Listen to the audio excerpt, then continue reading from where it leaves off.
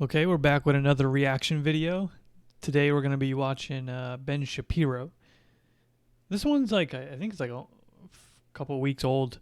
I don't know, it was recommended to me on the YouTube algorithm. And yeah, let's give it a go. It seems like some callers call in and ask Ben some questions. 3228. Karen calling from Hilo, Hawaii. How are you doing, Karen? Go for it. Hello. Aloha. Aloha. How are you? Am I really talking to Ben Shapiro? You are indeed. I am here. You have reached me. The one and only. Well, I've been a faithful reader of yours and listener of your clips and everything that come on Facebook, and I can't believe I'm actually talking to you. Well, I appreciate it. Thank you so much. So what's on your mind? Well, I mean, I live in Hawaii, and we're a little bit off from what's going on the mainland. But I guess I just don't understand why President Trump has not put a kibosh on all of what's been going on, the looting, the rioting, the lawlessness. And so I was wondering your take on that. It just has left me kind of with a lot of questions. Yeah, I mean, I think that the answer is that, honestly, the first line of defense in all these cases is the mayor and the governor. But the president acted late on this. And I think every Republican knows this. I mean, for a week, the president basically sat in the basement and tweeted. And everybody who was on the right was going, wait a second, here's Captain Macho over here who's constantly saying he's going to be law and order guy and tweeting law and order ain't going to do it, right? Ann Coulter was tweeting out, in the middle of these riots, maybe he'll tweet again. Like, at some point, the president was supposed to come out, like the first 24 hours, and say, we understand that police brutality is something that we all want to curb and stop. The American police are not systemically racist. They're not bad people. The vast majority of them are heroes. And if there's rioting and looting, I'm making all resources of the federal government available to mayors and to governors. And if this crap doesn't stop inside 72 hours, then I'm invoking the Insurrection Act because Ben, no one thinks that all cops, no reasonable person thinks that all cops are systematically racist. That's not even what systematic racism is. It's the system that is fine-tuned in such a way that it actually perpetuates racist outcomes without an individual actor being racist causing these outcomes. And then is he like shocked that Bunker Boy stayed in his bunker and didn't do anything and just was complete disaster and fumbled his way through the entire fiasco of the riots and the George Floyd incident?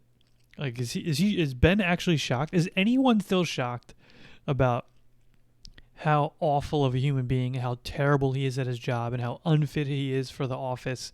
If you are still shocked at this point, I don't know what to tell you. It's kind of funny. Let's continue. our major cities cannot be curfewed or burned. This is insane. Like, that's what people were waiting for, that sort of strong action, and he didn't take that action. Now the riots and the looting seem to have calmed down for the most part. And if you look at states like Georgia, obviously the governor of Georgia is Republican, Brian Kemp. And so if there's rioting in Atlanta, then first opportunity to do something about it goes to the Republican governor. But as far as like Washington State and Seattle, at some point, the president probably is going to have to do something there. I mean, if the Washington or at the very least, he should be out there saying, why isn't the Washington like my federal troops are right here? Right? I've got the National Guard right here. Why is the Washington government, like, why is Trump not making an issue of this is really, it's political malpractice, frankly. We've got a country that is rife with rioting and looting for a week, and then it sort of dies down, and then you have an entire new republic set up in the center of Seattle, and the president has his campaign. Political malpractice, he says. The man's entire 4 years in office has been political malpractice. It's not just this incident. It's nowhere close. And if you don't see that at this point in time, you are completely lost. There's no other way to put it. This is his campaign.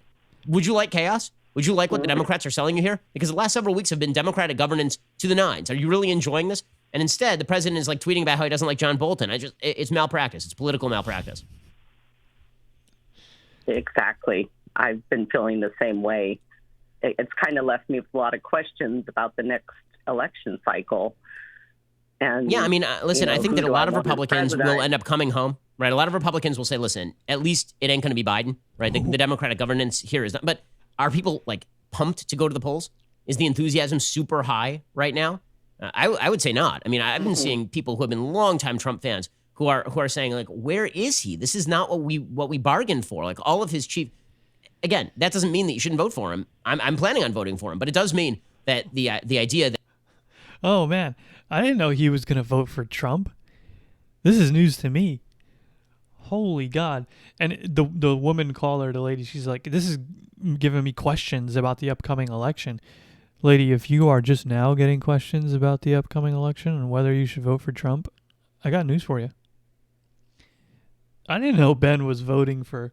Oh man, this is the guy who plays so coy too. With he tries to like act as though Trump is an idiot and he doesn't do this right and he doesn't read his briefings and he'll say these things and he does kind of put out racist dog whistles and anti-Semitic tropes and whatnot. But hey, Ben Shapiro, and I'm gonna vote for him. And I didn't know he was gonna vote for him. Holy Christ! As if I couldn't just completely lose any shred of respect left I had for Ben Shapiro. Oh man, he's gonna vote for Trump. that Trump has got his base solidly behind him at this point. That is not what the polls are showing, and that is dangerous for him. He is trailing in nearly every swing state. He's running dead even in places like Texas. I mean, if we get these kind of results, it's a disaster for him. And it's a disaster for the Republican Party. He could lose Arizona. He could lose North Carolina. He's trailing in Arizona. He's trailing in North Carolina. He's trailing in Florida. True. He's now trailing in Michigan. He's trailing in True. Pennsylvania. He's trailing in Wisconsin. And he's True running again. dead even, maybe trailing in Ohio. I mean, those are bad results. You lose the Senate and you lose the presidency to the Democrats, and things get extraordinarily ugly. Yes. Ben's definition of ugly is getting the most unfit, ignoramus, odious, corrupt, awful human being out of the office. That is Ben's definition.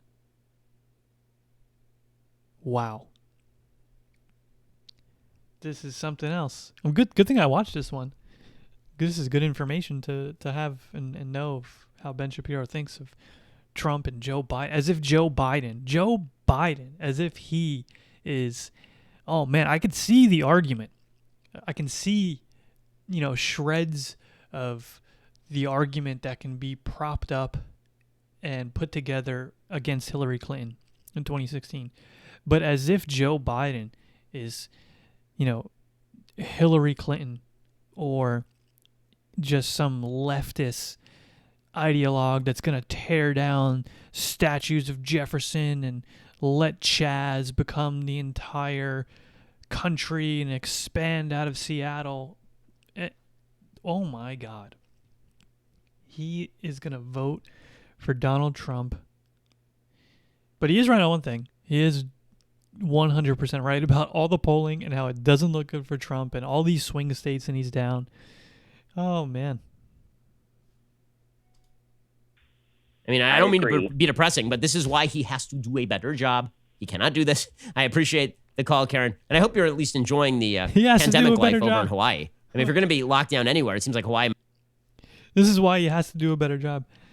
The man is incapable of doing a better job. How have you not realized that yet? He's not capable of doing a good job. We've seen this time and time again throughout his time in office. He's not capable of doing a good job. Ben keeps waiting. One thing I notice is I see, I follow him on Twitter and I see some of his videos. Ben keeps waiting for the moment when Trump's gonna pop out and be like, this is the real me. This is what I'm capable of, and I don't believe that, and I was just trolling you, and this is what we should do, and he's going to come all astutely and presidential, and that's not going to happen. It's not possible. It can't happen. That's not who he is. It might not be a bad place to go. We're doing really well with COVID, so we're awesome on that, and our beaches are open and our parks, so it's awesome. Okay, well, that is good. That is good. I appreciate it, Karen. Thanks so much for calling. See, Andrew in California, you're on the Ben Shapiro Show. Go for it, Andrew. Hey, Ben. Can you hear me? I can hear you just fine. Hey, so just real quick, I'm a law enforcement officer in California, and I just had a quick question. I just want to say that I love your work and what you do, and I don't know if you heard about the Bakersfield police officer that's on admin leave over a photo that was from his yearbook in high school where he wore blackface. And I'm not saying it's right, but this is what happened when he was in high school, and it obviously wasn't deemed racist at the time or offensive at the time, as Jimmy Fallon and Robert Downey Jr. have done things like this. But now he's being disciplined now. Like 10 years later. I mean, that's craziness, obviously. It's absolute craziness. I mean, one of the keys to America's criminal justice system is the idea that even if you commit a violent crime when you're under 18, we basically wipe the record clean, right? Your juvie records are sealed. Like, nobody knows that you committed a crime. If you committed a crime when you're 15, you go to juvie. So if you commit an armed robbery when you're 14 years old, your record is essentially expunged by the time you become an adult, right? Nobody knows about your juvenile record. If you have a yearbook photo, a bad yearbook photo when you are 15 years old, then we will bring that up 15 years later, and then we will fire you from a police force, implying that you are a racist, even if your record shows no evidence of actual racial mistreatment. It's absurd. It's an absurdity. And this is why call-out culture is so ugly and so bad, because here's the deal. When the Puritans get going, and when they decide to uncover all sin, and when the only things that are deemed sins are sins by one particular class of people, because one of the things that we have gotten from the left is that no one on the left can be racist, and particularly racial minorities. It's impossible for them to be racist, right? This is why they've redefined the term racism to mean racism plus power, right? That's so they can say, well, here's a Louis Farrakhan being wildly anti-Semitic, but he's not actually anti-Semitic. He's not actually a bigot, because Louis Farrakhan is a black person, and so he doesn't have power. And if Al Sharpton says, okay, here I actually have no qualms with what he's saying. He's spot on here. They shouldn't be firing people or putting them on whatever administrative leave, like this guy said, for, something that they did 10, 20, 30 years ago. That is insane. That's just ludicrous. And then, Louis Farrakhan is an awful person and an anti-Semite and just an absolute cancer on our public discourse, and completely agree with Ben Shapiro on that one. And then I will say, them trying to they say that minorities can't be racist. They can be. They obviously can be. Anyone can be racist regardless of their skin color. I think what people are meaning to say when asked that question, though, is they're meaning to say that the system can't be racist towards white people. I don't think that they mean that, any individual can be racist or can't be racist towards white people. I hope they don't mean that, because that's just stupid. That's just asinine. But I think they mean that the system itself can't be racist towards white people. Now, I'm not sure how I feel about that. I haven't really thought deeply about that at all. But I think that's what people are meaning when they say that. horrible things about white people. It's not racism, because Al Sharpton doesn't have power, which of course is completely untrue. I mean, he was a regular visitor at the Obama White House. The notion that racism only runs in one direction, or that a bad yearbook photo when you're 15 years old is indicative of a deep-seated racism that can never be removed from you, or that you're to be held accountable, frankly, for anything you said or did when you were a hormonal teenager popping your pimples and waiting to get a first date. It's absurdity at the highest level, Andrew, and it's making for an unlivable country. You're actually going to end up with more polarization. Right? If you feel like you're living in an area where your yearbook photo is going to be brought up as an excuse to fire you from your job, you're just going to move. You're just going to leave. You're not going to live there anymore. And you're going to go join a business where people aren't going to do that to you. The polarization of American politics continues apace. The call-out culture is it's a very bad thing. Unless you did something right now that indicates your career or bad treatment of other people, in which case you can be called out. Or if you're a public figure and you can be called out, the idea that we're going to resurface your Halloween costume from 1832, and then we're going to be like, oh, well, now that means you should be fired as a cop in Bakersfield. Like, come on. It's absurd. And I think people are tired of it. I think there will be a backlash. I just don't know when it's going to come. And I think that, unfortunately, President Trump has not been a great vehicle for the backlash. I think that he was the vehicle of the backlash in 2016, but I think that because he is so fragmented and because he is so diffuse in his response and non-exact in his response, like theoretically, he should be the guy, right? He is I am the breaker of politically correct chains. He's the breaker of chains, right? He's the queen of dragons when it comes to this sort of stuff. But he's too busy like yelling at John Bolton to do anything about it, and that's very frustrating. Yeah. So it seems like the radical left. It's clear. It's clear as day that Ben still, like I said before, is just waiting for like the real Trump to emerge. Like, this is who he is. This is who he is. He's busy tweeting at John Bolton because he's a narcissist, and he knows that John Bolton is out there saying things about him. And as a true narcissist, he can't help it but then attack John Bolton, regardless of whatever else is happening in the country, and other people may need his help or his attention or his governance. It doesn't matter to him. It doesn't matter. And I don't understand how someone as smart as Ben Shapiro can't see that at this point. It's just absolutely baffling to me. Either want us cops either dead or in handcuffs or even fired. And I feel like I don't know if this is the pendulum is too far moved that it can change. And also, we're always told, hey, the silent majority is for us, and they're going to back. But why are they silent? Why aren't people just out? Because they're afraid they're going to get fired, Andrew. I mean, it's not just about the cops.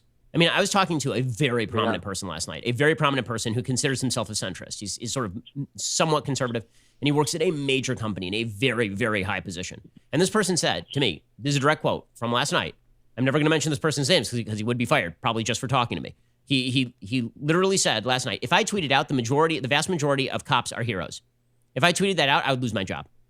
That is the way that American society is working right now. And that's why the silent majority is silent. They're not afraid to speak up on behalf of cops. They're afraid they're going to lose their job if they speak up on behalf of cops, which is why eventually what's going to happen is that conservative employers will be the places that employ conservatives. That's what's going to happen, is you'll have entirely ideologically stratified companies, which is really bad for the country, but it's what the left wants. Andrew, I really appreciate the... I actually agree with Ben Shapiro right there, and I'm not sure, obviously, who he's talking about. Who knows if they would actually lose their job. But we have seen instances of people, losing their job and, being dogpiled on by the internet mob for really just innocuous things that they've done or said or tweeted out. So it's awful, and we need to do what we can to curtail this whole cancel culture running amok here. And I also think that if you have companies that are going to hire based on your political leanings, that's not a society we want to build. I don't think that that's where we'll get. I think that's something that is dystopian, and I don't see that really happening. And I definitely hope it doesn't happen. We're going to cut it there. I'm not want to continue on here too much. But yeah, I can't believe that Ben is going to vote for... I didn't know that. I mean, I guess I can believe it, but it's very funny to me that he plays this whole, kind of... He knows how awful of a person Trump is, and his morals are screwed, and he isn't the best person for the office and blah blah, but he's gonna vote for him. Oh man, at the very least you could just say you're gonna stay home if you don't want to vote for Joe, which would still really be a vote for Trump, but at the very least you could say you're not going to vote for Trump and not support him. That would help out, especially considering how large of an audience Ben has. Again, thanks for watching. If you made it this far, like, comment, share, upvote, downvote, whatever floats your boat.